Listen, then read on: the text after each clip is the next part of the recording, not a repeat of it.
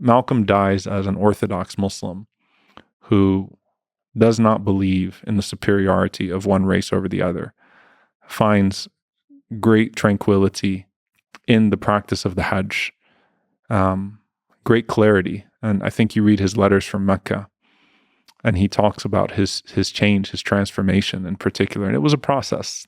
It's a process for him. But he inspires the likes of Muhammad Ali to become the person that he becomes, and inspires many other people till today to really see themselves and see the world differently in light of that understanding of monotheism.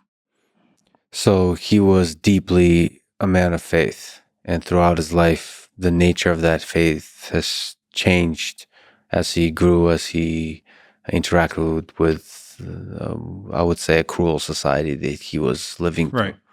Right. You mentioned he inspired Muhammad Ali, who I don't think it's an overstatement to say is probably quite possibly the most famous American Muslim from America. Could you maybe make a few comments as an athlete yourself? What impact did Islam have on Muhammad Ali's life, and vice versa?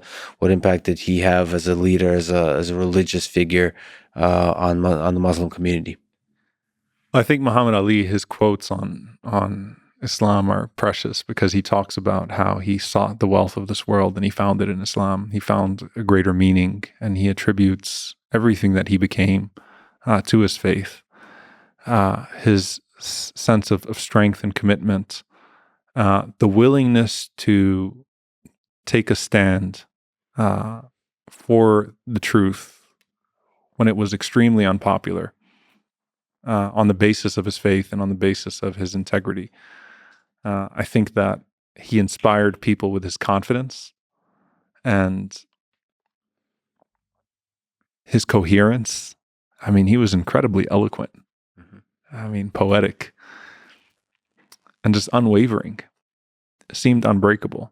So as relentless as he was in the ring, he was even more so outside of the ring. The man could not be broken. And everything was stacked up against him. But he perseveres. And he does so then through Parkinson's, and chooses to live a life of giving, a life of service, a life of using his platform to bring up issues of importance and to champion the rights of others. So he wasn't satisfied at any point in his life with simply being a boxing great, a boxing champion. He uses it for so much more. And so he goes down as one of the most famous Americans, period, of the 20th century, one of the most transformative Americans, period, of the 20th century, not just American Muslims. And a lot of people that loved him when he died would not have loved him if they were around in the 1960s and the 1970s. You know, they said they loved him when he couldn't speak anymore. You know, many of those who celebrated him at the time of his death would have been his greatest opponents at the peak of his career, and when he was taking the stands that he was taking. Yeah, he was fearless, and part of his faith was helping him take the fearless stance. But throughout all of it, given the strength, I think he's also a symbol of compassion. Through all the fun kind of, the poetic nature of who he was, and the fearless nature of who he was, there's always like a deep love for the sport and for humanity. Absolutely. And that's the thing, right? It was so obvious that despite everything that had happened to him, he never loses himself, neither to the fame nor to the fear. Yeah. He always stays himself. He's authentic. And you know, when I went to his funeral, and it was one of the most beautiful things I'd ever seen, because everyone in Louisville, Kentucky had a story with Muhammad Ali, right? The guy that he saves from committing suicide, the school kids, the hotel shuttle driver, the gas station worker. Everyone has a story of Muhammad Ali in Louisville, Kentucky. And when he passes away, everybody comes out and stands in front of their homes, and they take the casket and they drive around the streets of Louisville. And he had this dream. I'm very close to some of his children. Incredible people, by the way, just incredible human beings.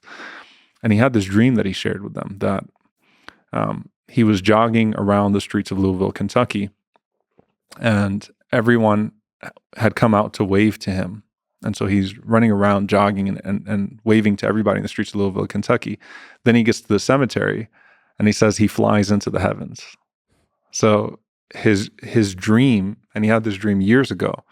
I mean, if you look at his funeral, it's such a beautiful, you can't make it up. It's such a beautiful moment where it seems to come to reality because everybody in Louisville just comes out and just waves by to his casket. And then when he gets to the cemetery, the gates close and he goes off to be with his Lord. And we pray that it's a good place for him.